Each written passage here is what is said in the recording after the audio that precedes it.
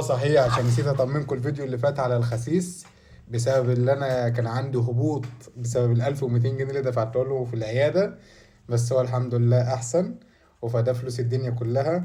والدكتورة قالت لي ده هو عنده مرض مناعي كده، ممكن يبقى وراثة وممكن يبقى جاله كده من حاجة ما نعرفش ايه هي.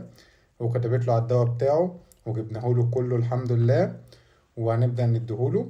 واوريدي هتلاقوني بنزل لكم فيديوهات وانا بديله الدواء. والله يعيني، لان في دواء بيتاخد بالحقنة كده في بقه، وانا عارف ان انا هخش في حرب معاه عشان ياخد الدواء.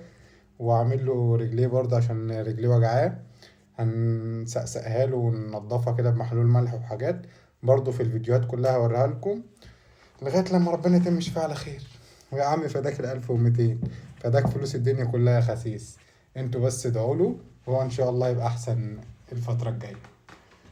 وشكرا لاهتمامكم والله، وانا بحبكم قسما بالله. يلا، سلام عليكم.